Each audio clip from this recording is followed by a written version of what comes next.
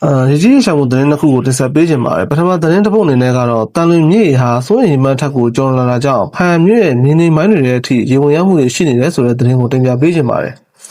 တန်လွင်မြေဟာဒီကနေ့ဩဂုတ်လ10ရက်နေ့မှာစိုးရိမ်မှန်းအထက်ကိုရောက်ရှိလာပြီးဖန်မြို့ရဲ့ကနေမိုင်းတွေရဲ့အထိရေဝင်ရောက်မှုတွေရှိလာနေတယ်လို့သိရပါတယ်ဖန်မြို့ရဲ့တန်လွင်မြေစိုးရိမ်အမှတ်ဟာ950စင်တီမီတာဖြစ်ပြီးဒီကနေ့တိုင်းတာချက်တွေအရ820စင်တီမီတာကိုရောက်ရှိနေတယ်လို့မိုးလေဝသနဲ့ဇလဗေဒကထုတ်ပြန်ထားပါတယ်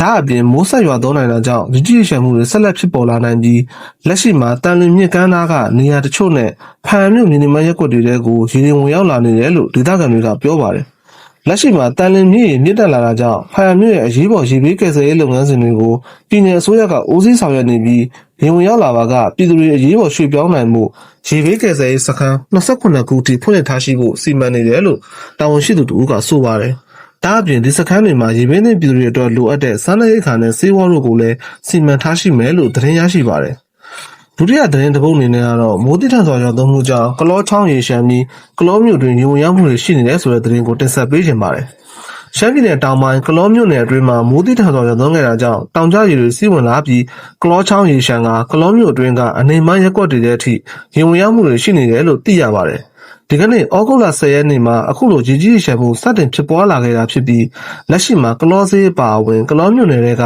ရက်ကွက်2 3 4တွေကိုရေတွေဝင်ရောက်နေတယ်လို့ဒေသခံတအူးကပြောပါတယ်။ရေဘေးကြုံတွေ့နေရတဲ့ဒေသခံပြည်သူတွေဘေးလွတ်ရာရွှေ့ပြောင်းနိုင်ရေးအတွက်လူမှုကယ်ဆယ်ရေးအဖွဲ့တွေနဲ့တာဝန်ရှိသူတွေပူးပေါင်းဆောင်ရွက်နေကြတယ်လို့လည်းသိရပါတယ်။ဒါအပြင်ကလောမြို့အထွက်အင်းပြင်ခွေနားမှာလည်းကလောချောင်းအတွင်းကရေကျော်လာတာကြောင့်ချောင်းဘက်ချမ်းကလမ်းတစ်ဝက်ကိုပိတ်ထားရပြီး